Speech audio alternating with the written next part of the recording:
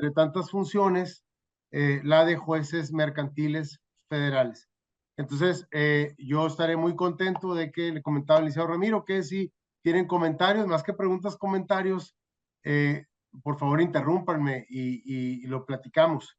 Me apasiona esta materia, mi formación fue en materia civil desde secretario de tribunal colegiado y me gusta mucho esa materia. Entonces, en esta nueva época de ejercicio jurisdiccional que ya estamos experimentando todos y que cada vez permea más hacia los órganos jurisdiccionales ordinarios, es decir, el juzgado del que soy titular actualmente, el juzgado segundo distrito en materia mercantil federal, es al igual que todos los juzgados del fuero común especializados en materia civil o mercantil, es un juzgado ordinario, es justicia ordinaria, aun y cuando pertenezca al Poder Judicial Federal.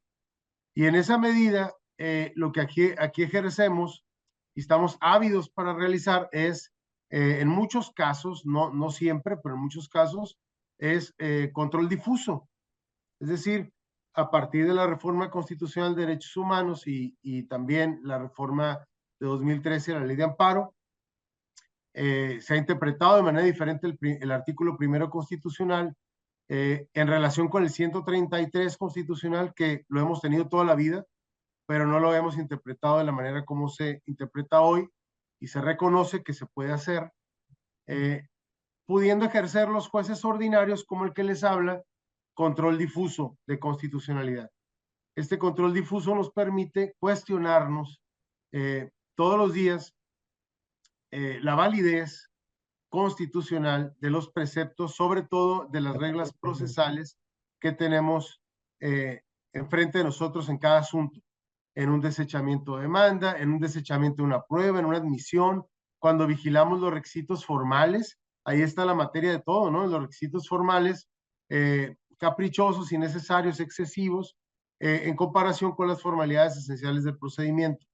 Y, y bueno, pues nosotros como jueces de distrito nos educaron para siempre ver o estar visualizando los asuntos a partir de su constitucionalidad. Y eso en muchas ocasiones dificulta que verdaderamente nos convirtamos en expertos de la materia mercantil.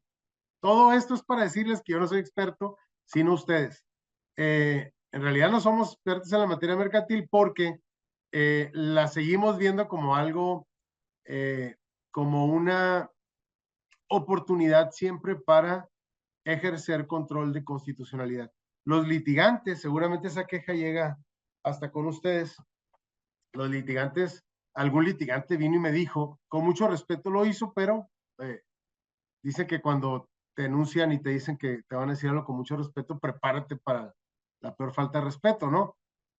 Pero prácticamente dijo que los juzgados mercantiles federales no conocían o no sabían nada de mercantil, porque cómo era posible que habiendo su contraparte ofrecido una prueba sin anunciar o sin señalar el hecho que pretendía probar ni relacionar la prueba con, con los hechos de su demanda, y a pesar de que el artículo 1158, 59 por ahí del Código de Comercio lo establecía como una formalidad, sin la cual, dice, se desechará de plano la prueba, pues yo había admitido la prueba en una audiencia de juicio, una audiencia preliminar de juicio oral. ¿Cómo es posible? Tengo 30 años litigando esto y nunca había visto semejante aberración y soslayo flagrante de la ley, ¿no? Bueno, ese es un ejemplo de muchos. La Corte ha interpretado que no necesariamente el incumplimiento de ese formalismo, porque es un formalismo, decir que quieres acreditar, relacionar con todos los hechos, un formalismo que en la práctica ya no tiene ningún sentido porque los litigantes se dedican a reproducir un parrafito y dicen, ay, lo relaciono con todas las pruebas, con todos los hechos de mi demanda. Está muy lejos de cumplir con esa finalidad. Y bueno, la Corte ha dicho si en realidad es evidente la relación de la prueba, porque precisamente es el pagaré, o es la testimonial de las mismas personas que señalen los hechos de su demanda, no es una prueba compleja, no es una prueba rara, una pericial en alguna materia que no se relaciona a simple vista con los hechos. Entonces, si no es así, no hay por qué exigirle como un requisito de procedencia de la admisión de la prueba que me detalle lo que quiere probar. Dice, claro, hay que encontrar la finalidad constitucional a esa regla. Si la pericial es muy complicada, porque resulta que es una pericial en, pues no sé, la pericial en ADN, ¿no? De ácido ribonucleico, algo así. Pero la litis no tiene nada que ver con eso, pues tendrá que explicarme sin duda el oferente qué es lo que pretende probar con ella. Bueno, esta es la visión que tenemos acá y eso nos hace, pues, nunca sentirnos como expertos en la materia, pero sí muy curiosos y con muchas ganas de cuestionarnos cosas. ¿Por qué los juzgados mercantiles federales o por qué el Poder Judicial Federal a través de los jueces de distrito se encuentran invadiendo de unos años para acá la materia mercantil que por excelencia era del conocimiento casi exclusivo de los órganos jurisdiccionales locales? Pues porque resulta que siempre fue competencia originaria del Poder Judicial de la Federación. Siempre así nació todo. Es decir, los primeros competentes para conocer de juicios mercantiles son los juzgados de distrito. No así la justicia local. Sin embargo, el artículo 104, voy a permitirme compartir para irle dando contexto a lo que digo. Me parece que no está habilitada la función para compartir. Ojalá que el anfitrión me pudiera dar ese permiso. Bueno, el 104 de la Constitución, su fracción segunda, establece que la aplicación de las leyes federales, como lo es el Código de Comercio, corresponde a los tribunales de la Federación. Sin embargo, establece una excepción a esa regla, un caminito que le hemos llamado, la doctrina le ha llamado jurisdicción concurrente. Y dice, como ustedes bien lo saben, que cuando la controversia se suscite únicamente entre particulares o solo afecte intereses de particulares, a elección del actor podrán conocer también los jueces locales. Esta jurisdicción concurrente, bueno, volteó las cosas y convirtió prácticamente como competentes exclusivos a los jueces civiles locales. Yo les quiero preguntar si en el Poder Judicial del Estado, en todos los partidos judiciales cuentan con jueces especializados en materia mercantil. ¿Quién me quiera responder?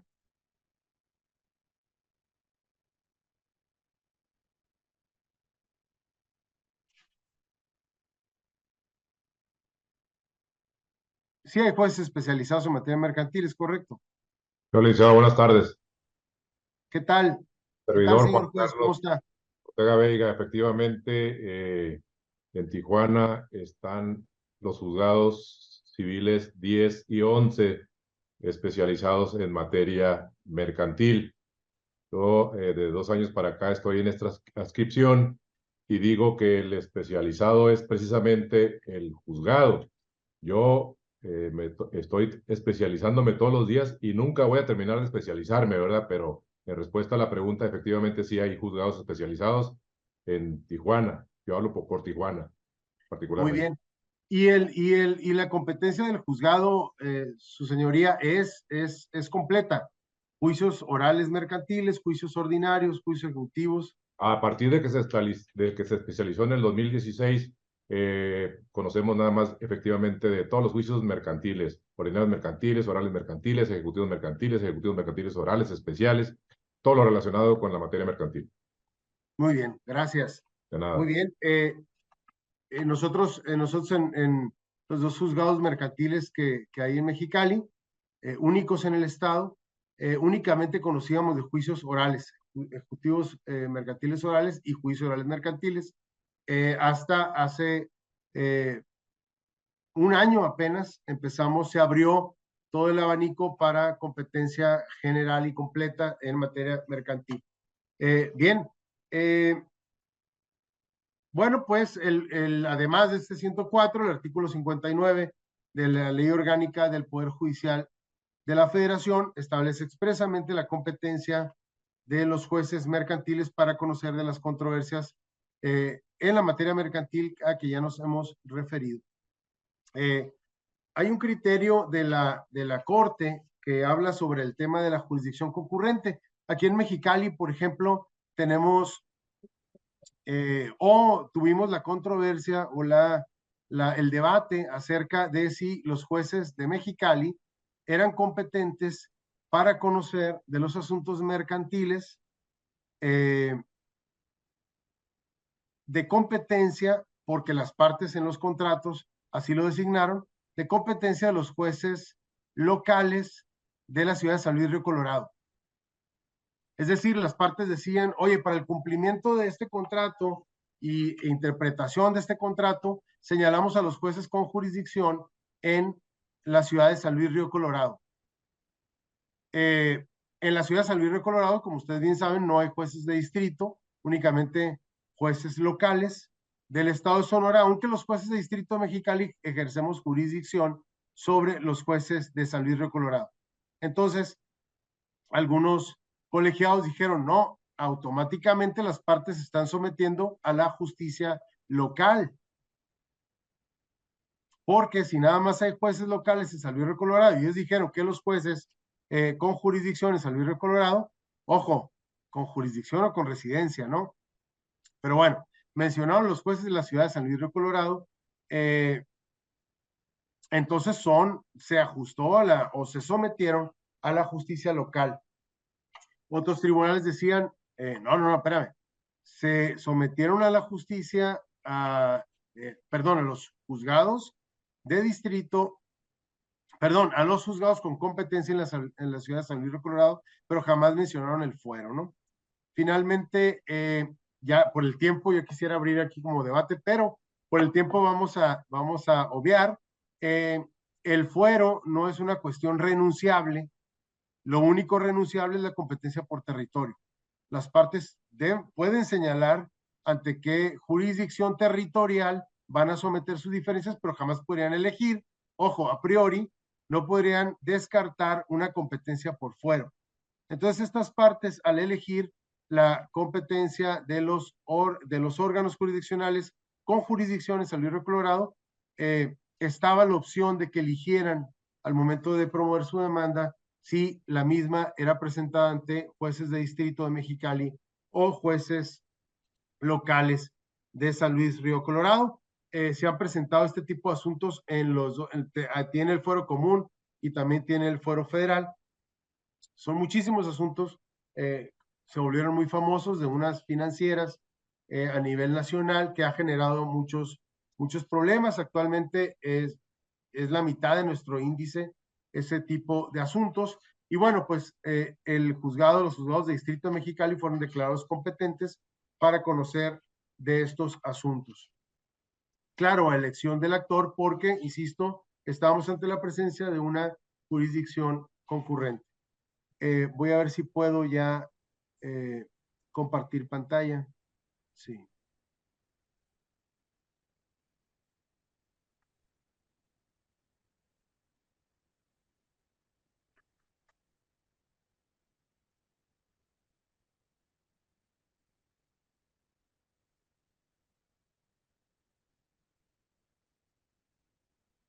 Manuela, ¿puedes venir, por favor? ¿Cómo lo extiendo que no se vea lo de abajo? Lo de un lado. Aquí.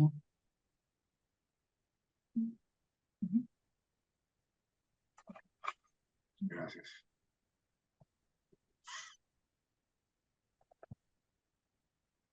Sí, ok. Bien, 2 años parece que no fueron suficientes de pandemia para aprender a usar con excelencia estos medios de comunicación virtual. Pero bueno, aquí estamos intentándolo. Bien,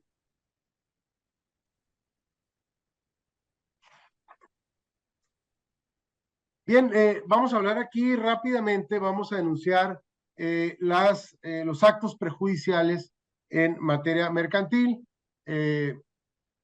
con un enfoque hacia el juicio oral, algunas cuestiones que he considerado importantes. Los juicios en general, o sea, toda esta película completa de la justicia mercantil que compartimos, el Poder Judicial local y el Poder Judicial federal, todo este espectro de oportunidades de acción, de procesos, se enumeran básicamente aquí. En 3 segundos el juez Ortega Veiga los citó. Rápidamente señaló los juicios que son competencia de los órganos jurisdiccionales especializados en materia mercantil, el juicio oral mercantil, el ordinario mercantil, el juicio ejecutivo mercantil oral, tiene su versión oral y su versión escrita, un procedimiento convencional ante autoridad jurisdiccional. Este procedimiento convencional también puede llevarse a cabo a través de un notario, y diversos juicios especiales. Los juicios especiales los encontramos principalmente en, bueno, los primeros dos, que son los de ejecución de garantía prendaria o de garantía de fideicomiso, los encontramos en el Código de Comercio, pero existen un montón de acciones más desplegadas por ahí en otro tipo de leyes, como leyes mercantiles también, como la Ley General de Sociedades Mercantiles, la Ley de Concursos Mercantiles y las acciones, por citar algunas, previstas en la Ley de Títulos y Operaciones de Crédito. La acción cambiaria directa, la acción cambiaria de regreso, la acción causal, la acción de enriquecimiento ilícito, pero estos son los juicios. Yo, antes de hablar de actos prejudiciales, quisiera que tuviéramos en mente cuáles son los juicios mercantiles que pueden ser o que pueden iniciarse en tu juzgado mercantil. Estos son los juicios para los cuales las partes podrán decidir promover algún acto prejudicial. Voy a brincarme, tenemos un cuadrito por ahí para establecer la procedencia y trámite en términos muy generales de los diferentes tipos de juicios mercantiles. Quizá ya por el tiempo no será posible explicarlo a detalle, pero muchos abogados, incluso nosotros, cuando nos promueven alguna demanda que trae acciones mixtas, pues nos aventamos aquí horas de debate entre los secretarios y un servidor para ver qué hacemos con ese juicio. Es decir, un juicio oral mercantil que se promueve con acciones con cuantía determinada. Debo decir que a partir de 2020, enero de 2020, los juicios orales mercantiles se promueven sin límite de cuantía, es decir, cualquier controversia en materia mercantil puede tramitarse en juicio oral mercantil, con la única condición de que sea, está subrayado en negrita, de cuantía determinada. Esa es la única condición para que proceda el juicio oral mercantil. Con anterioridad a esta fecha que les menciono, había un límite de cuantía para este tipo de juicios, ahora ya no lo es. Entonces, ahí está el reto. Hay acciones mixtas, como por ejemplo una acción de rescisión de contrato, un contrato celebrado entre comerciantes, la compraventa que ustedes quieran de mercancía, es una rescisión, y ahí la rescisión, pues sabemos que es una acción declarativa, pero está íntimamente ligada con una prestación económica. Si ello es así, había jueces, o hay jueces que dividían la demanda y decían, no, mira, la acción rescisoria, yo no soy competente porque el juicio oral mercantil, por los mismos principios que lo rigen, continuidad, celeridad, inmediación, todo se resuelve en la audiencia. Entonces el legislador ha entendido que es un procedimiento sumamente ágil. Sumamente ágil, aquí no podemos detenernos en otras cuestiones que no sean meramente económicas. Tenemos que partir de la base de la posibilidad de un adeudo, pero ya determinado, ya líquido. Y entonces decidían dividir y decían, por esta prestación económica, es decir, si me reclamas la rescisión del contrato y el pago de una indemnización, únicamente en juicio oral me quedaré con la prestación económica. Bueno, eso no tiene sentido. Eso no tiene sentido porque son prestaciones ligadas de manera íntima entre sí y no puede tener lugar una sin la otra. Es decir, ¿cómo voy a condenar a una prestación, a la prestación económica reclamada si no analizo la causa que le da origen, que es precisamente el incumplimiento imputado a la demandada y que el actor señala dio lugar a la rescisión o da lugar a la rescisión del contrato? Este tipo de análisis debemos de hacer. Todo tiene que ver con la relación que guarda la prestación que no es de cuantía determinada o que no es económica con la que sí es de índole económica. Pero siempre debe haber una prestación económica y con una cuantía determinada.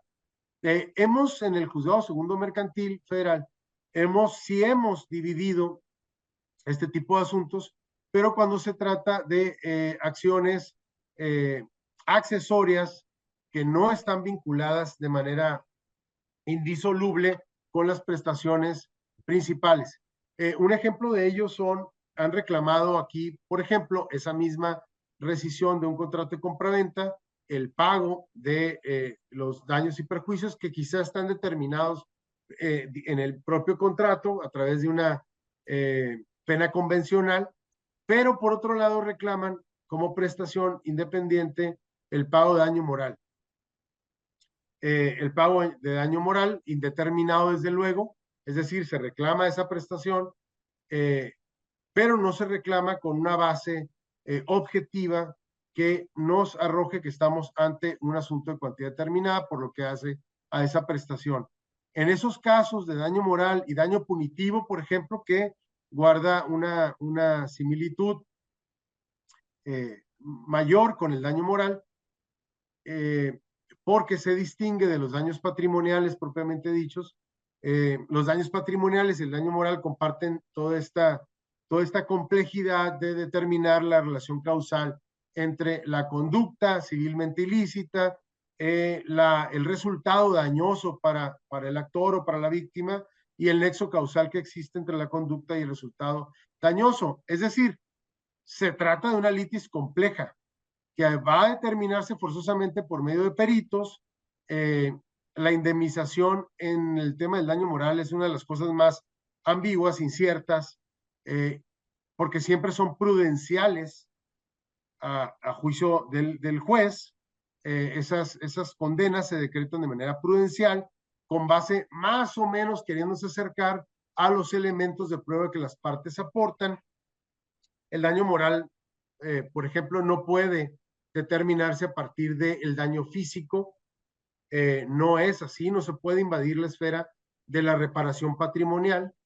Digo, no me quiero meter en otros temas, pero tiende a proteger un daño diferente, es decir, tiende a resarcir una lesión diferente. Y por sí misma la litis en este tipo de acciones de daño moral, daño punitivo, son sumamente complejas.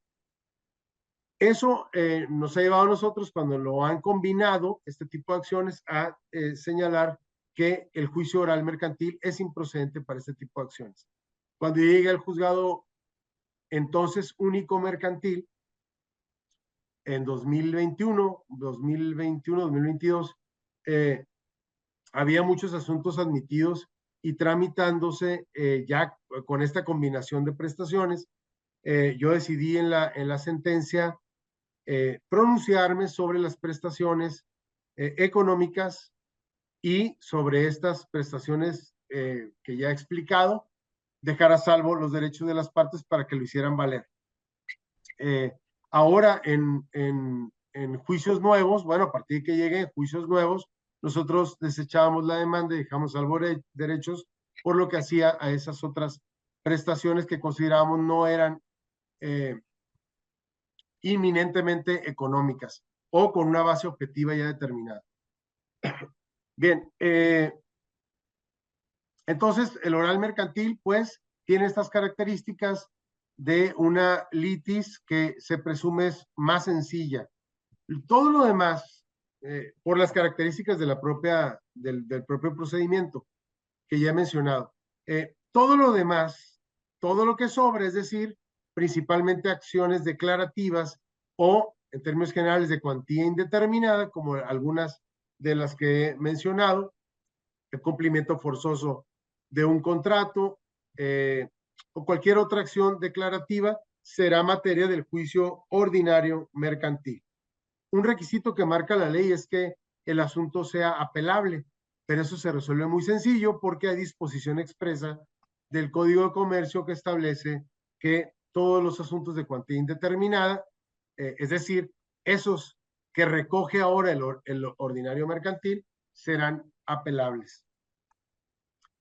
Por lo que hace a la distinción entre el juicio ejecutivo mercantil oral y escrito, pues es todavía más sencilla, ¿no? En los juicios ejecutivos orales escritos o escritos, perdón, tienen el mismo origen, se basan siempre en títulos ejecutivos. Los más comunes son como ya saben, los juicios promovidos con base en títulos de crédito, fracción cuarta del artículo 1391. Y el segundo más popular son los juicios ejecutivos mercantiles promovidos con base en títulos que la ley les asigna el carácter de ejecutivos. Esa es la fracción 9 del artículo 1391 también del Código de Comercio. Un ejemplo de ellos son, o lo más común, los contratos de apertura de crédito de los diferentes tipos que existen. Nosotros tenemos muchos de habilitación o avío, o refaccionarios, que son los que utilizan los campesinos aquí en el Valle de Mexicali para poder financiar sus cultivos y sus cosechas. Tijuana, lo que yo recuerdo, tiene una actividad comercial diferente y lo que yo veía ya, quizá los juzgados del Fuero Común aquí tienen ese mismo tipo de asuntos, pero por alguna razón a nosotros nos han elegido para tramitar los créditos con estas características, es decir, créditos refaccionarios, o para, con esa naturaleza de financiar actividad agrícola. Bueno, estos son los tipos más comunes. También hay juicios ejecutivos basados en confesiones judiciales o convenios judiciales que tiene que ver con los actos a que nos vamos a referir en un momento más, que son los actos prejudiciales. Pero la diferencia de los ejecutivos para determinar si son orales o escritos es simple y sencillamente la cuantía. En una fórmula rara que el legislador decidió, los asuntos de cuantía menor, actualmente la suma que rige son 851,710 pesos como límite para la procedencia del recurso de apelación en juicios mercantiles. En el artículo 1339 se dispone 1390 ter en relación con el 1339 del Código de Comercio, dispone como este límite para que los asuntos de cuantía menor a esta cantidad no son apelables, los que sí lo son, los superiores a esta cantidad sí son apelables. Y con base en este mismo parámetro se decidió que los asuntos de cuantía menor a esta cantidad serán tramitados en la vía escrita, juicios ejecutivos mercantiles escritos o tradicionales, los GEM, y los que superen esta cantidad, pero no rebasen la suma de 4 millones de pesos, serán tramitados en la vía oral, ejecutiva mercantil oral, los conocemos como GEMOS.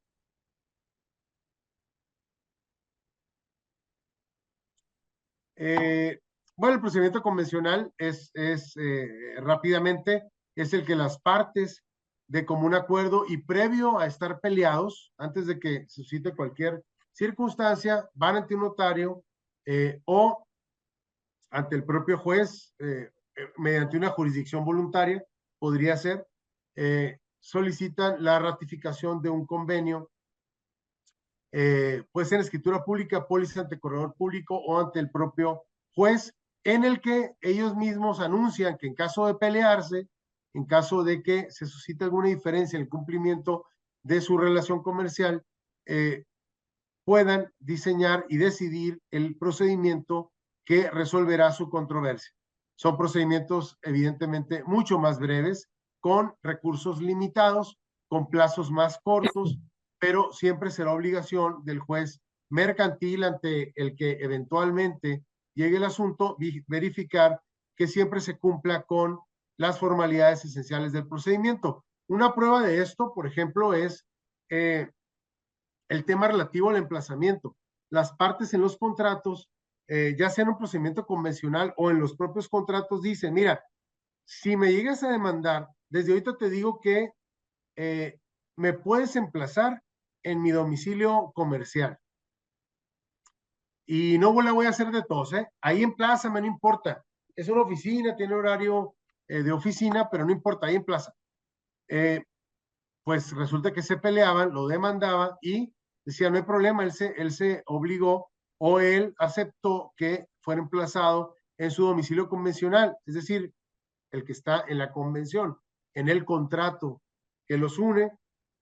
Esto, bueno, pues la Corte ha determinado que no es válido, es decir, la Corte ha dicho, claro que es válido que se emplace en el domicilio convencional, pero al ser una formalidad esencial del procedimiento, será indispensable que el actuario se cerciore que ahí vive el demandado. Entonces, prácticamente lo que resolvió fue que por sí mismo el procedimiento, el domicilio convencional no suple al domicilio en el cual el demandado en todos los casos debe ser emplazado.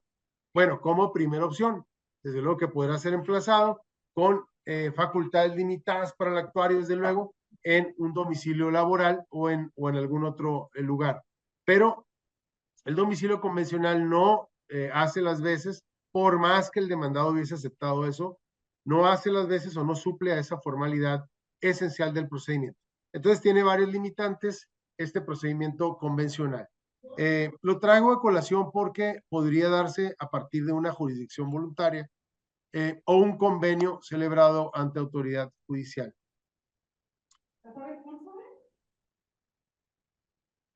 ¿Hay alguna pregunta? Bien. Si alguien levanta la mano, no lo alcanzo a ver en el chat, no veo la manita porque como estoy compartiendo. Entonces, con toda confianza, interrúmpame y haga el comentario que guste, será bienvenido. Bien, estos juicios especiales ya no me detendré en ellos, pero los actos prejudiciales en materia mercantil son básicamente los siguientes: medios preparatorios a juicio, providencias precautorias y jurisdicción voluntaria. Ustedes son expertos en estas materias. Los medios preparatorios a juicio se encuentran en materia mercantil, desde luego, que es la que nos interesa, se encuentran previstos en el artículo 1151 del Código de Comercio. Ahí se establece la posibilidad, miren, los medios preparatorios a juicio, si yo pudiera definirlos, yo les digo a mis alumnos en la licenciatura que es un pequeño paréntesis. Decía un maestro en España, una de las mejores clases que yo he tenido, y decía ese maestro que el lenguaje jurídico es un mecanismo de defensa que inventamos nosotros mismos para proteger nuestra especie, proteger la especie de los abogados, ¿no? Entonces,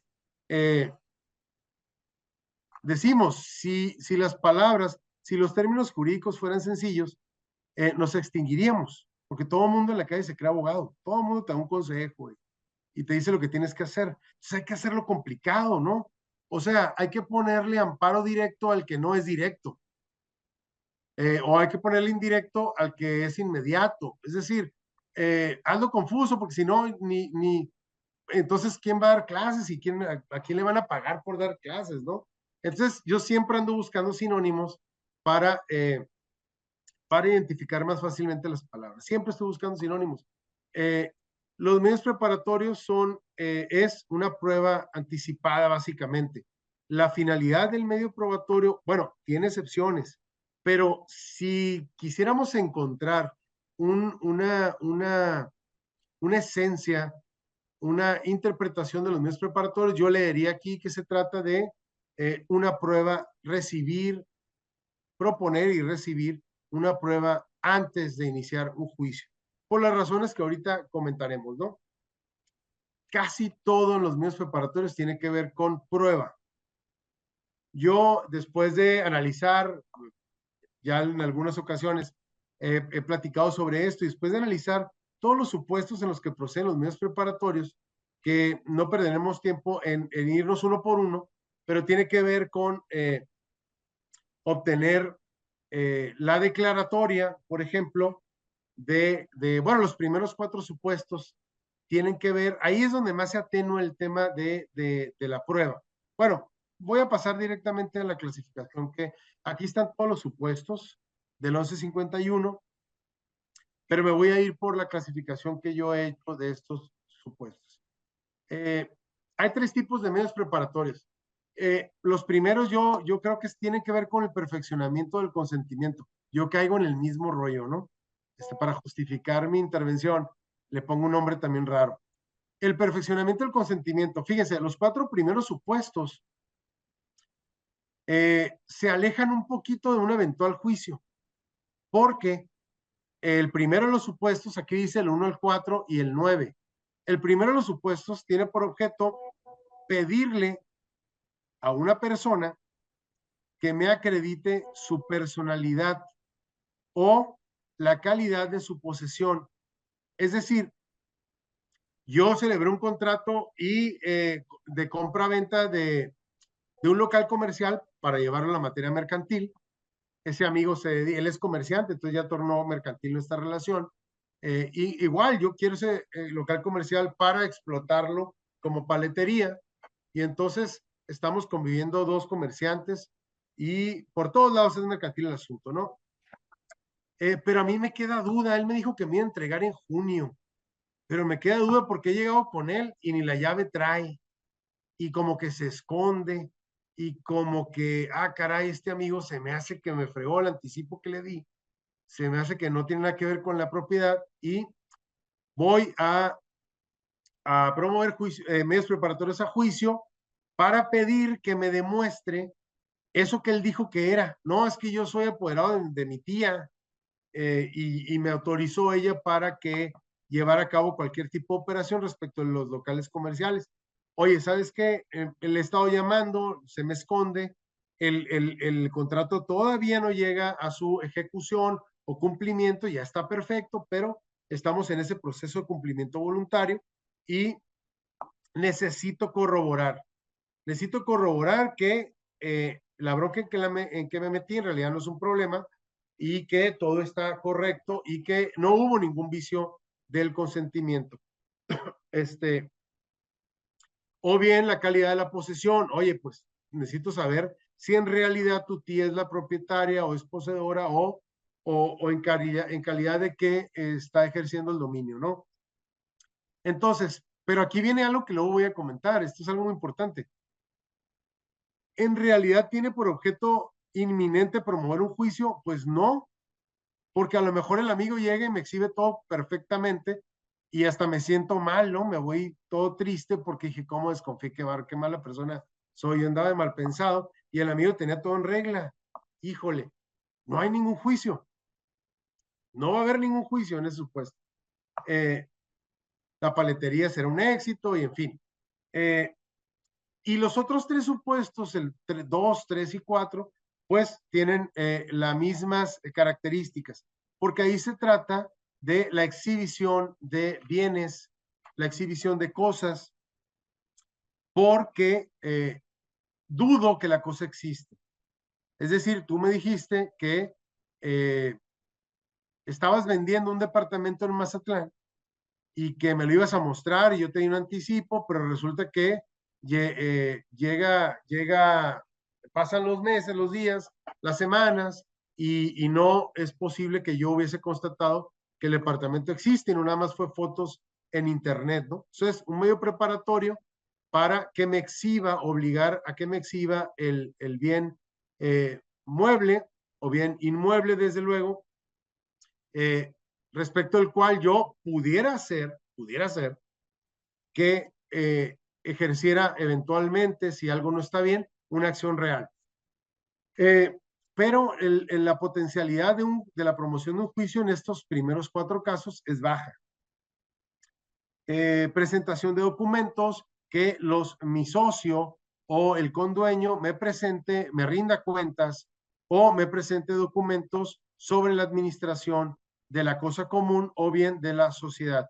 Estos 4 supuestos tienen que ver con este tema. Entonces, les digo, es un tema de información, de obtener información, pero no necesariamente de promover o de la inminencia de la promoción de un juicio. ¿Y esto por qué es relevante? Porque, ¿qué creen? Un requisito para admitir medios preparatorios a juicio es que me digas el tipo de juicio que vas a promover. Y ahora, y otra vez vuelve a salir el juez de distrito de amparo, que ya había prometido no ser, porque le gusta mucho la materia mercantil, y dice, ya no quiero que la abogada me vuelva a decir que no sé mercantil, ya voy a ver el Código de Comercio tal cual como lo dice, y lo voy a aplicar tal cual como lo dice, para que nunca nadie me vuelva a cuestionar, ¿no? Mi sapiencia en materia mercantil.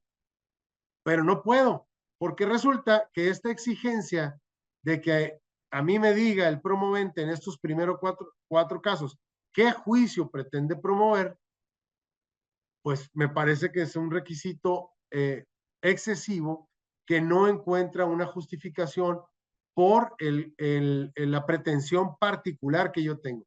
Claro que encuentra una justificación en otro tipo de medios preparatorios, como por ejemplo los que veremos más adelante para obtener la confesión judicial o el reconocimiento de un documento. Que eso, pues el mismo supuesto del medio preparatorio, el mismo 1151 dice, es para preparar un juicio ejecutivo mercantil. No, porque voy a tener una confesión judicial. La confesión judicial es título ejecutivo, el reconocimiento de un documento que contiene un adeudo líquido también es un documento ejecutivo que da lugar a la vía privilegiada ejecutiva mercantil, y ahí se justifica plenamente.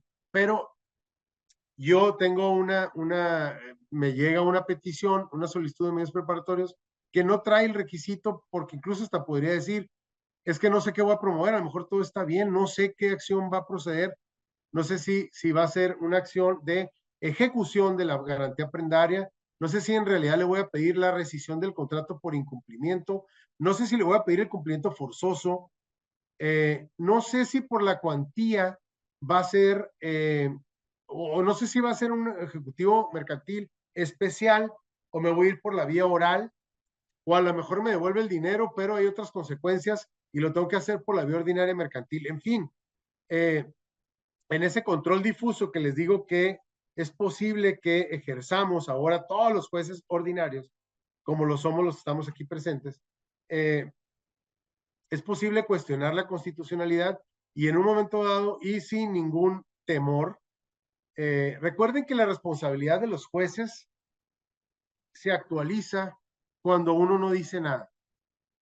Es decir, a nadie sancionan porque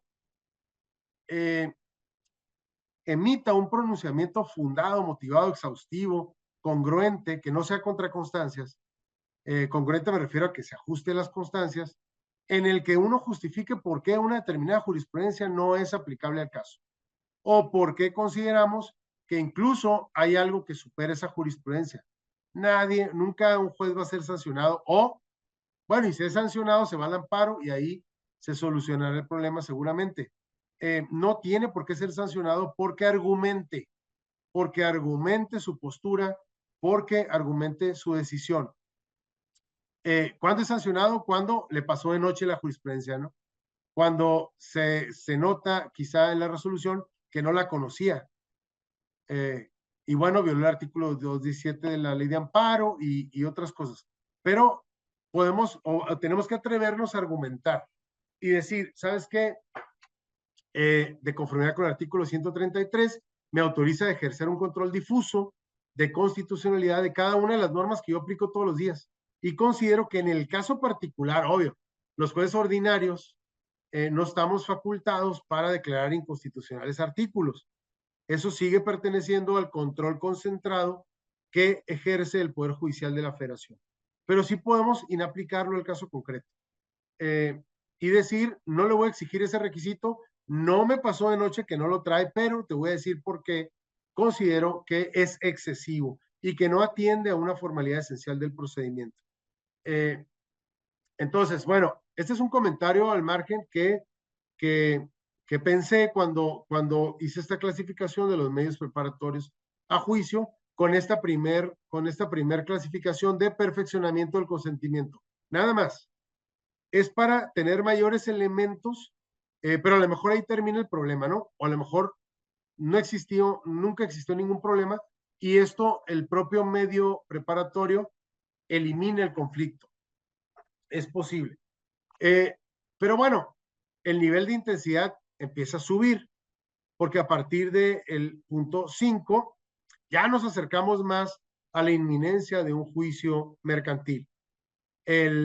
Los casos del 5 al 8 hablan de cuando ya se pide el examen o la recepción de testigos.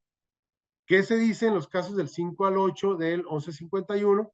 Pues se pide en primer lugar el examen, se le pide al juez, oye, por favor, ya examina a este testigo. Eso a mí me tocó verlo en la pandemia en algunas ocasiones porque el índice de mortalidad fue grandísimo y por lo menos en 2 ocasiones lo llegué a ver, solicitudes de examen de testigos anticipada. Aquí me llama la atención un punto. Hay 2 supuestos, el 5 y el 6 del 1151, que hablan del examen de testigos. Siempre es por edad avanzada del testigo o por alguna circunstancia, aunque sea joven, pero está en peligro de perder la vida, por alguna enfermedad, o bien está próximo a abandonar, a ausentarse, va a cambiar su residencia a otro país y es fundamental su testimonio para el juicio que yo pretendo preparar. Pero aquí ya estoy más cerca de un conflicto, ¿no? Conflicto judicial. Pero ¿por qué se repite la solicitud de examen de testigos? Porque está muy curioso. No solo puede preparar el juicio el que lo va a promover, sino también puede prepararlo el que tiene temor de que lo demanden. Y es que este amigo me dijo que me va a demandar a más tardar en diciembre, que agarre el aguinaldo y le pueda pagar al abogado. Híjole, pero mi testigo estrella para ese eventual juicio se me va a ir porque es abogado y va a estudiar el lenguaje jurídico en otro lugar y esa materia lleva 2 años, entonces en 2 años no va a estar aquí y va a ser muy difícil que yo me pueda defender de manera correcta. ¿Sabes qué, juez? Te pido que recibas de manera anticipada a este testigo, le tomes declaración, porque es fundamental para las excepciones. A lo mejor nunca lo demandan, ¿no? Pero qué interesante previsión del legislador cuando dice es para preparar las excepciones que yo, las únicas que voy a poder hacer valer y que son fundamentales para mi defensa exitosa. Entonces, aquí ya estamos hablando de la recepción de testigos para acción o para excepción, también el examen de testigos para proceso extranjero. Obviamente, aquí no se trata de andar recibiendo testimonios sin una prueba o sin una prueba suficiente a juicio del juez de que hay una inminencia de un juicio o de un conflicto, ¿no? Y en el caso de la prueba en proceso extranjero, no puede, la prueba que viene en un para rendirse, en la recepción de un testimonio para rendirse en un proceso extranjero pudiera ser por solicitud de la autoridad judicial extranjera o bien por gestión del propio interesado, será la vía más rápida, pero en todos los casos habrá de justificarse ante el juez la necesidad de la prueba, ya sea por el temor fundado de que el testigo se ausente o pierda la vida, o pierda la memoria, incluso, pues se trata de alguien de edad avanzada, o el nexo que existe en el caso de prueba extranjera. Lo que deberá justificar el promovente es el nexo que existe entre ese testigo y los hechos materia de la litis en ese proceso extranjero. También se puede pedir la pericial, la recepción de pericial o la inspección judicial por urgencia de perder un derecho o la necesidad de preservarlo. Dice el código, puede versar sobre personas o sobre cosas, sobre incluso el estado del tiempo. Hay una relación ahí de ejemplos. El estado del tiempo, cualquier circunstancia perceptible por los sentidos puede ser objeto de esta prueba anticipada en los medios preparatorios. La exhibición de documentos cuando se trata... bueno, esto ya lo comentamos.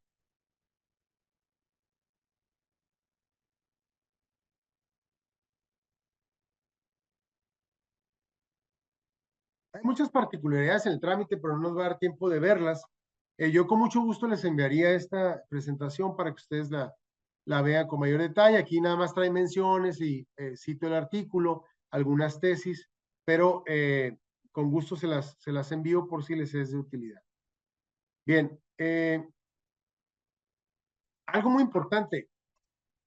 En los litigantes dicen, yo he escuchado muchos litigantes que mencionan que a veces es pérdida de tiempo promover medios preparatorios. Y la sensación es, pues si es un pillo que no me ha pagado, no me contesta el teléfono, me dice hazle como quieras, seguramente va a ir y va a reconocer el adeudo y todo lo que quieras. Claro que no, hombre, espere el tiempo. Mejor me la rifo para que pierdo tiempo, me voy a tardar más en cobrar. Mejor me la rifo y promuevo un juicio, el que yo quiera, ¿no? Y ahí acredito la deuda, ahí acredito que incurrió en mora, o ahí acredito lo que yo crea que puedo acreditar y que me resulta suficiente. La verdad, los medios preparatorios están subestimados. Es decir, el diseño es completo. El diseño es completo en tanto, es completo, pero depende mucho del juez el interés que le pone para que la actitud omisa o contumaz del presunto demandado pueda tener una consecuencia real de beneficio para el que pretende instaurar el juicio. Es decir, existe libertad del juez para aplicación de procedimientos. Aquí muchas veces hemos medido la magnitud de un procedimiento para lograr el objetivo que queremos. Es decir, no va a ser lo mismo un apercibimiento a un tercero, es decir, a los testigos, a los peritos, que un apercibimiento al directamente interesado o al que se pretende, sobre el que recaerá la confesión o el acto propio de los medios preparatorios. Entonces aquí el juez tiene que ser creativo, tiene que ser contundente para una aplicación efectiva de apercibimientos. Finalmente, hay que hacerlo con parecer, es decir, lo que necesitamos es hacerlo con parecer. Alguien me dijo a mí, no, es que cuando si eres juez mercantil, insisto, en nuestra visión de amparo, ¿no? En nuestra visión de amparo que vemos, todos los días vemos, nos llega un asunto y desde el primer momento le empezamos a buscar defectos al acto del juez responsable o de la autoridad en general. No hizo esto. No, pero es trascendente, sí o no. Sí, concede el amparo perfecto si te quitas el asunto, ¿no? No, no es cierto, no digo que eso pase. Pero la función es empezar a buscarle defectos. Y y muy garantistas, demasiado garantistas. Eso necesariamente se te debe quitar cuando asumes la función de juez mercantil.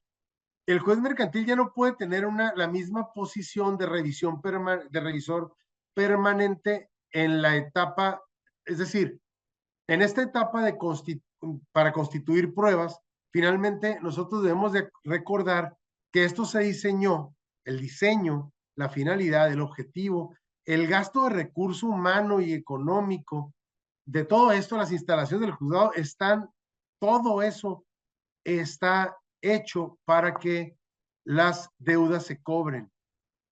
y exista paz social. Para eso está el 17 constitucional, para evitar la vindicta privada, ¿no? Todo esto se creó para eso. Y su contraparte del artículo 17 constitucional, que es la justicia completa y expedita, la contraparte de eso es la garantía de audiencia. Entonces, este es el conflicto que siempre está peleando el 14 constitucional, garantía de audiencia del demandado. El demandado quiere que le den 7 garantías de audiencia en cada amparo que promueve como tercero extraño por equiparación, donde dice que no fue emplazado. Él quiere muchas garantías de audiencia. Y el actor, en cambio, quiere expeditez total. Entonces, la amalgama entre la garantía de audiencia y debido proceso, que el demandado lo quiere explotar al máximo, abusando incluso, y el actor es precisamente lo que inhibe que él acuda a los tribunales. La tardanza de los procesos son las dos posiciones opuestas en los extremos. Lo que está en medio son los actos prejudiciales, tanto los medios preparatorios como las providencias precautorias y, ¿por qué no?, la jurisdicción voluntaria, con una fuerza mucho menor. Pero lo que está en medio es eso, es decir, la potencialidad de los medios preparatorios es mucho mayor que el que yo percibo le asignan los litigantes, pero tiene mucho que ver con la actitud de los jueces para hacer efectiva la comparecencia de la persona. Y ojo, si la persona viene, lo que tenemos que lograr es que la persona acuda. Y para eso le aplico todo lo que yo puedo aplicarle, ¿no? De medidas de apremio. Porque finalmente si la persona acude y niega de ver lo que se le atribuye, pues ni modo, quedarán a salvo los derechos del actor para que lo haga, ya no puede pasar nada, pero ojo, ese amigo lo perseguirá siempre. No voy a hablar de algo moral, ay, no pueda dormir, no, hombre, seguramente es un baquetonazo y se pueda dormir, pero expresamente el Código de Comercio dice que en caso de demostrarse que sí debía, se actualiza un delito que expresamente señala el Código de Comercio y que el juez tiene obligación de dar vista a la gente del Ministerio Público. En fin, ya esa es la última salida, la última consecuencia, pero en el Inter hay muchas cosas que pueden ocurrir.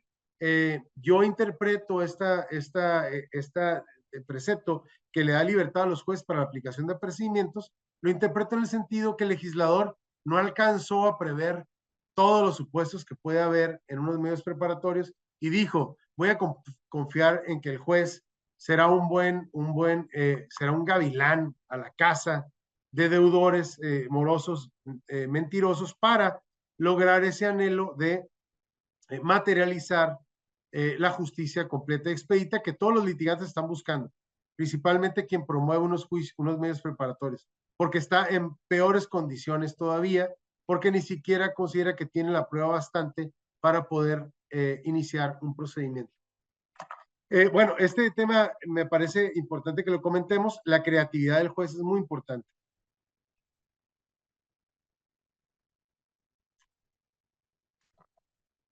Bien. Bueno, se puede pedir también la exhibición de documentos públicos o de protocolos que obren en oficinas notariales.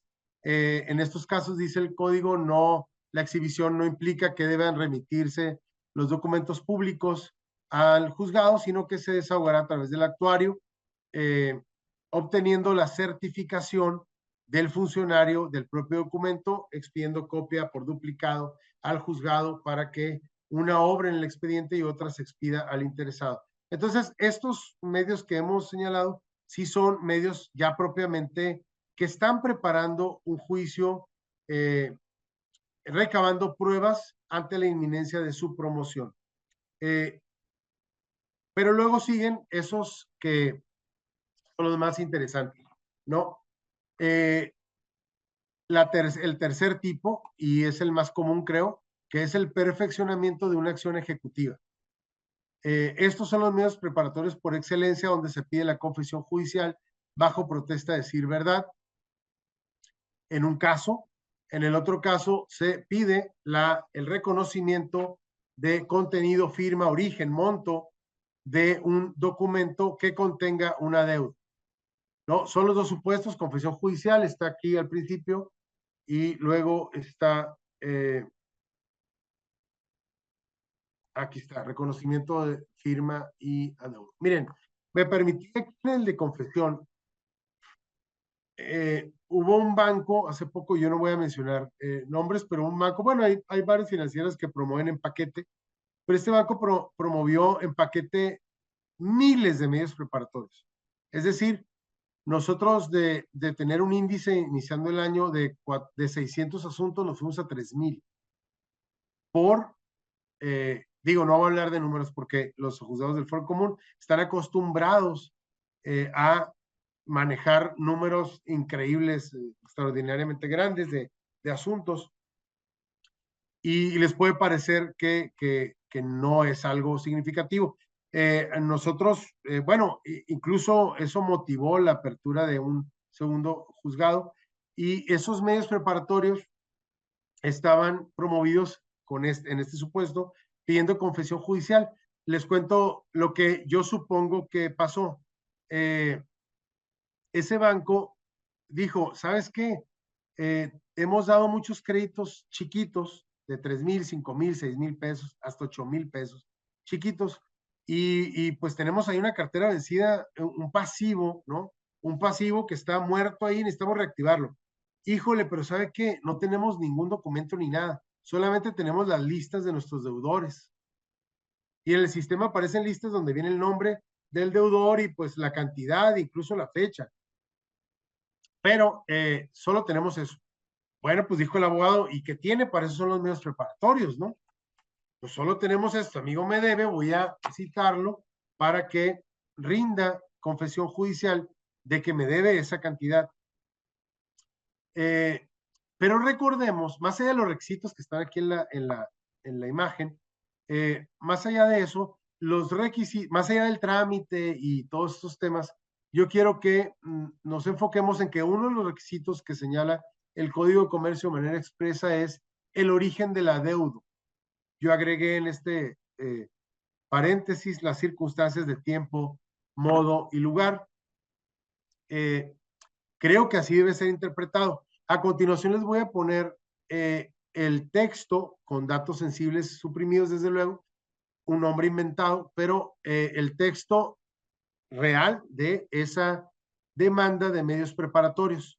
Y, y ustedes díganme si creen que cumple con el requisito de señalar el origen de la deuda. ¿Sí se alcanza a ver desde el principio mi representada?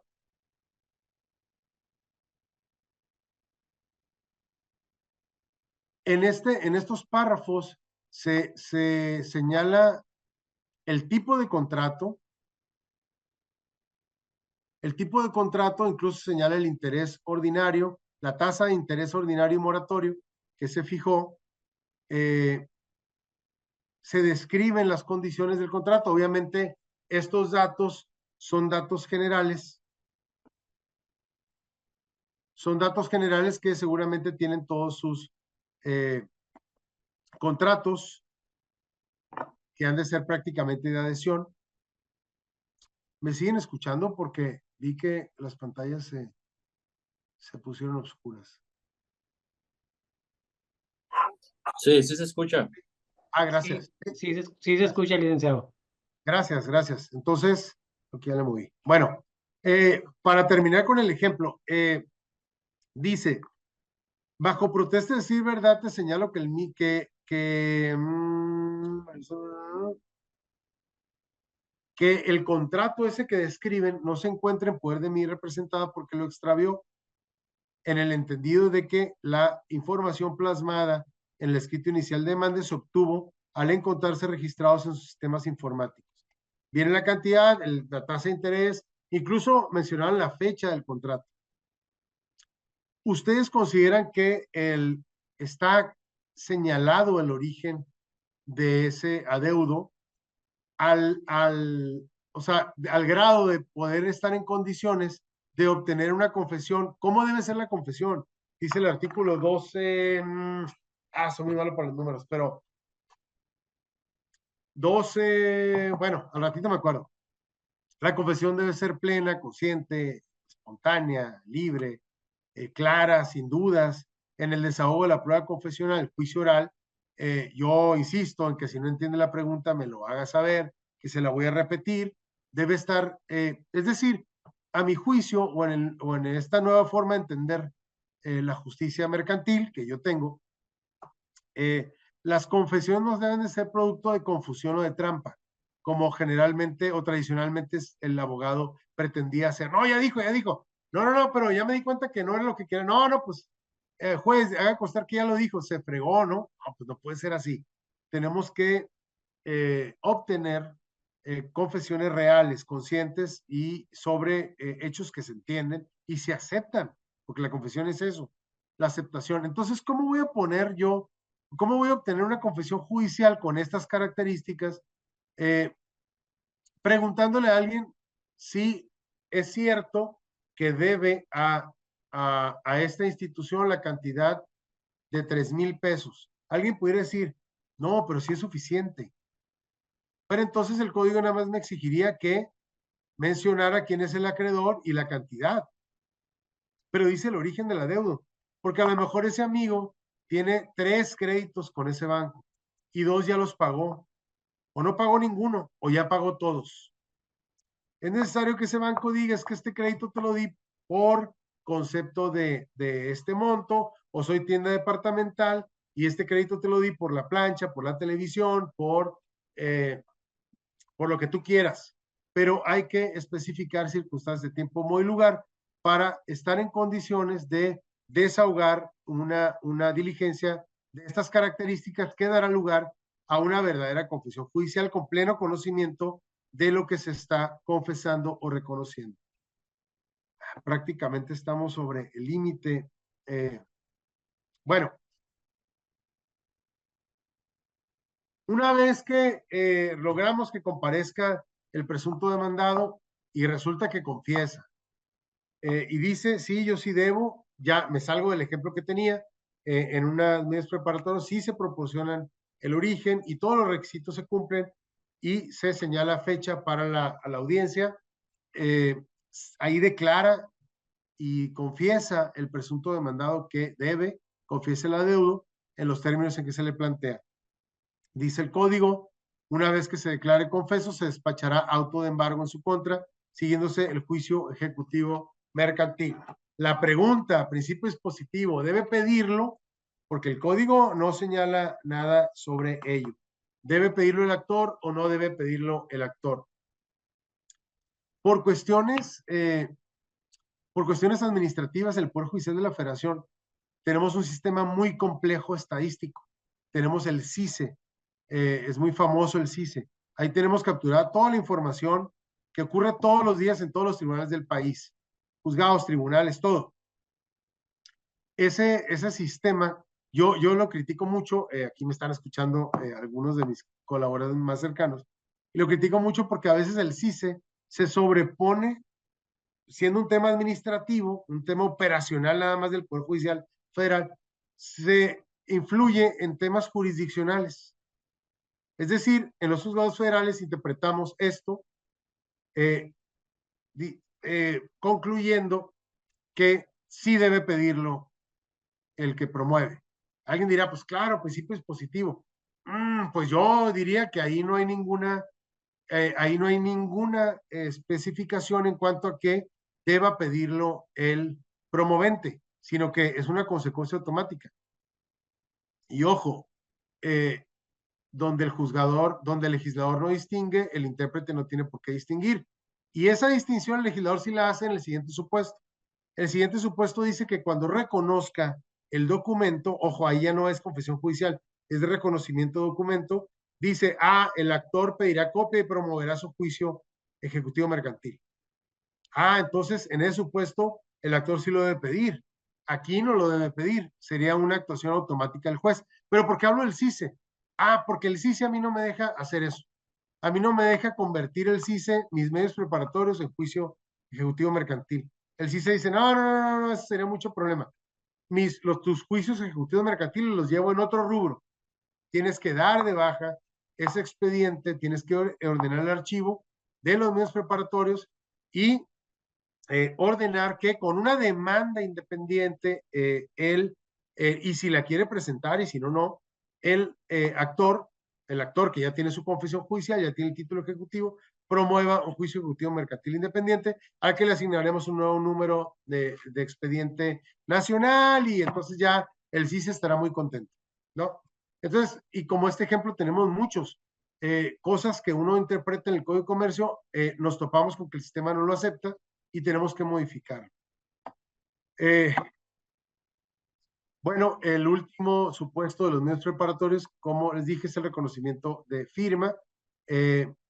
Este reconocimiento no se da en audiencia, se da a través del mismo secretario, actuario o ejecutor que realicen la notificación, que debe ser con los mismos requisitos de un emplazamiento. Es decir, el cercioramiento debe ser riguroso y como se trata de un reconocimiento de firma que no se va a llevar a cabo en sede judicial, es mayor la exigencia para el actuario para que exclusivamente la pueda entender con el directamente interesado, si es persona física, o con el mandatario o representante legal, si es persona moral.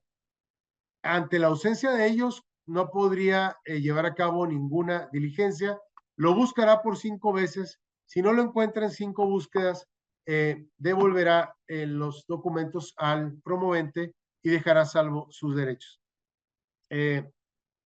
Híjole, bueno, pues ya no me queda más tiempo. Las otras dos,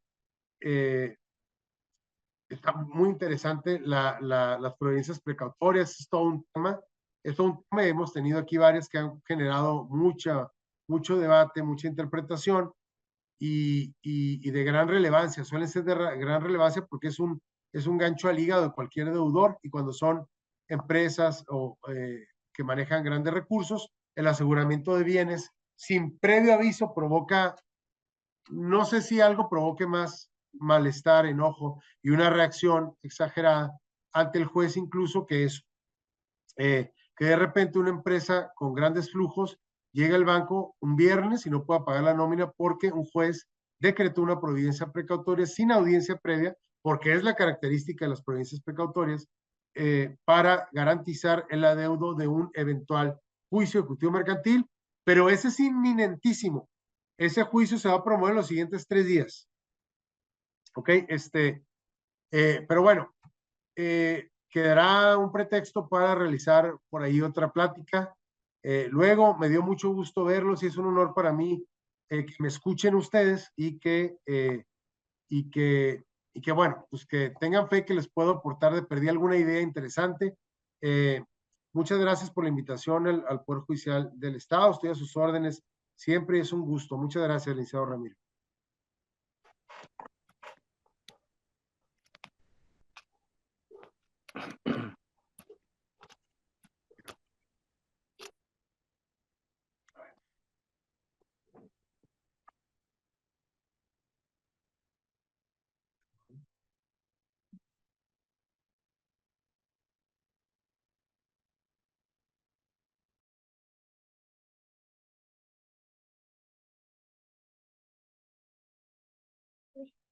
Sí, licenciado. ¿Sí me escucha? Sí, licenciado, lo escucho. Sí, lo que pasa es que seguimos aquí con los problemas del video, licenciado. Entonces si no hay ninguna pregunta. Sí, yo tenía una duda, no sé si me escuchen. Sí, claro. Adelante. Sí, licenciado, yo le quería preguntar, ahorita que hablaba de las providencias precautorias, quería preguntarle si también ante ustedes se está promoviendo ahorita, o sea, tiene como que es el auge, lo que son las medidas precautorias, porque con nosotros, por ejemplo, nos ha tocado que últimamente las están promoviendo mucho por lo mismo, porque pues el aseguramiento de bienes, ¿no? Pero pues también igual acá el Código de Procedimientos Civiles sí nos da o ciertos requisitos que debe de cumplir o acreditar para irse directamente al embargo de bienes. Y lo están haciendo, o sea, ya en este año, de lo que llevamos estos 2 meses de este año, ya me han tocado a mí 3, 4 asuntos cuando en años anteriores no lo estaban promoviendo tanto, pues. Entonces, no sé si con ustedes también se está dando esta situación. Entiendo que mucho menos. Nosotros tenemos, hemos tenido en este año ese número que usted mencionó, yo creo que 3 o 4, pero han sido asuntos que han salido en la televisión nacional, o sea, con empresas muy grandes y asuntos de, el último fue de $11 millones. Ese era el pagaré. Entonces, imagínense, y son muy complicados, son sumamente aguerridos, hay recurso de apelación respecto a cada auto, amparos indirectos, las hemos archivado porque se cumple la finalidad. Recuerden que ahí cuando comparé, una empresa no puede durar, una empresa así tan grande no puede durar 3 días sin flujo de dinero. Entonces es un gancho al hígado que aniquila, ¿no? Llega la empresa y consigna o otorga fianza para que se levante la medida precautoria. Y eso, la providencia precautoria, eso se hace en automático una vez que garantiza con un bien raíz, con una fianza. Pero el número ha sido ese que le digo, pero es lo que más. Yo tengo asuntos que todos los días, es más, son los asuntos en los que todos los días dictamos acuerdo. Y eso les dedico un tiempo especial por la trascendencia. Obviamente, por eso digo, la inconformidad del litigante es mucho mayor y viene acompañado de quejas administrativas y viene acompañado de un montón de cosas, ¿no? Pero es muy interesante y creo que los abogados lo están conociendo más y se están dando cuenta que es un medio muy efectivo para hacer efectivo, valga la redundancia, su crédito. Sí, muchas gracias. Gracias a usted por la pregunta. ¿Alguna otra duda, pregunta o comentario? Hola, buenas noches. Yo quisiera nada más hacer una pequeña aportación y una pregunta, agradecer al licenciado esta pues plática, conferencia, pero también en mi trabajo diario vemos lo que son las providencias precautorias y se ha suscitado mucho lo que es la diferenciación entre las providencias precautorias y lo que es el embargo precautorio. Generalmente vienen y nos solicitan unas providencias precautorias de embargo, lo cual el Código de Comercio hace una diferencia en cuanto a uno y en cuanto a otra, y también en lo que son los juicios ejecutivos mercantiles y también cuando se solicitan estas providencias en juicio ordinario, mercantil oral, que es en el área en que yo más me desempeño. Estaría interesante en una próxima, tal vez, ahondar en esto porque realmente se me hace algo muy interesante que platicamos también diario en mi trabajo con los secretarios de acuerdo y también con el juez. Entonces, nada más una pequeña aportación al respecto con la diferenciación de lo que es el embargo precautorio, ya que refieres únicamente retención de bienes y pues lo que es la retención de personas. Muchas gracias, licenciada Ruiz Sánchez. Súper interesante. La Corte se pronunció sobre el tema e hizo la distinción de que se trata de figuras. A mí no me convenció mucho el criterio, pero se trata de figuras que persiguen, dice, fines distintos. Esa conclusión no me convenció mucho porque a mí me parece que persiguen el mismo fin. Finalmente, lo que buscan es garantizar el eventual cumplimiento del adeudo. No quiere decir que garantiza que va a ganar el asunto.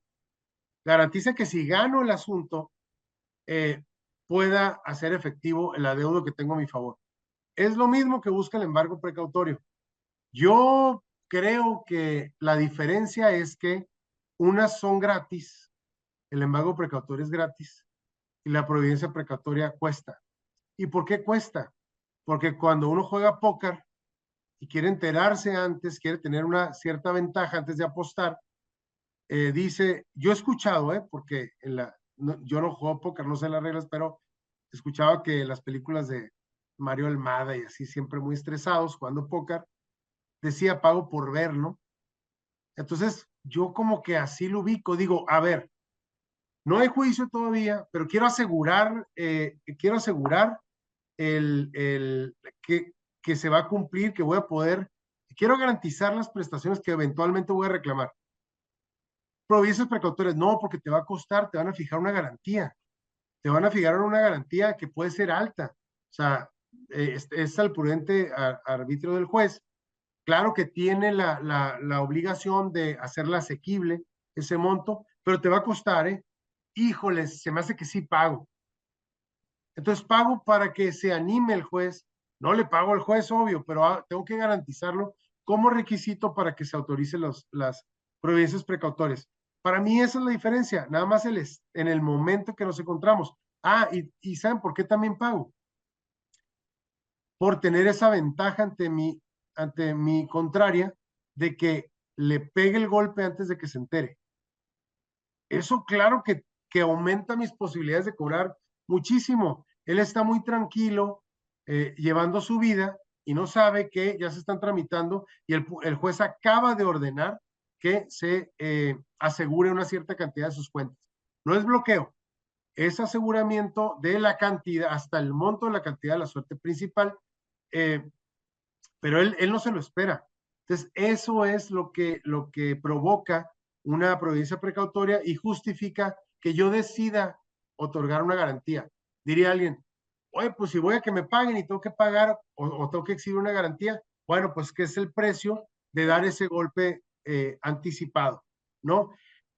Caso contrario, para cuando yo voy a embargar, el amigo ya le dejé un citatorio, estoy hablando de un embargo precautorio, al demandado ya me lo negaron 2, 3 veces, no vive aquí, si vive aquí, los vecinos, citatorio, lo busqué en 3 domicilios. Para ese momento el amigo ya no tiene dinero en sus cuentas, ya escondió el carro que regularmente tenía siempre en la cochera y ya tomó todas las precauciones porque sabe que lo van a ejecutar con un embargo precautorio, ¿no? Esa es la gran diferencia, pero para mí busca, claro que la Corte hizo ese esfuerzo por justificar que los dos subsisten. Los dos pueden coexistir, claro, eso yo estoy de acuerdo. Las providencias precautorias se promueven antes o ya iniciado el juicio, pero las que son antes, incluye antes del juicio o incluso junto a la demanda. Cuando se promueven junto con la demanda, se consideran anteriores al juicio. Y la regla es que no lleva garantía de audiencia al demandado. Cuando se promueven una vez iniciado el juicio, pues yo a eso no le encuentro ninguna razón de ser, porque de manera gratuita pudiera obtener el embargo precautorio. Pero es un tema muy interesante. Hay muchas cosas que analizar, ¿no?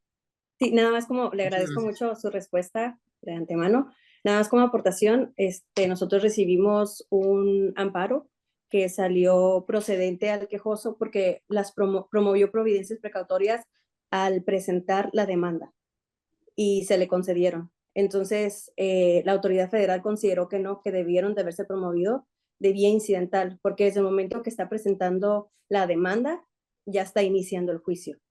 Entonces, nos ordenó, pues, con el cumplimiento, pues, dar vía incidental y pues, todo el procedimiento.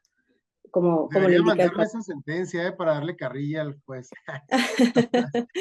Muy bien, No, es que claro que sí. el código es expreso, dice que cuando se da ese supuesto, cuando se presenten o se promueva junto a la demanda, no habrá citación, o sea, se dictará sin citación de la parte contraria.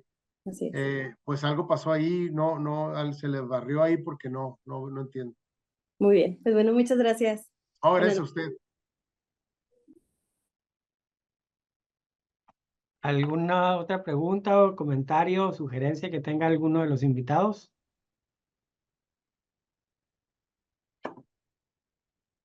Señor juez, gusto por saludarlo otra vez por este medio. Gracias, señoría, muchas El gracias. anfitrión dice de una sugerencia, pues mi sugerencia, ojalá por ahí haya eco a la petición, que lo volvieran a invitar precisamente para que se ocupara del tema precisamente de las providencias precautorias, porque a diferencia de los medios preparatorios y que incluso de la jurisdicción voluntaria en materia mercantil, ahora sí que todos los días recibimos ese tipo de trámites, lo voy a llamar así para no entrar en detalle, de providencias precautorias, particularmente y con mucha concurrencia por parte de las instituciones de crédito. Entonces creo que hay materia por ahí para precisamente en una nueva oportunidad y como sugerencia pudiéramos contar con su con su sabiduría al respecto. Hombre, no, ¿cuál sabiduría?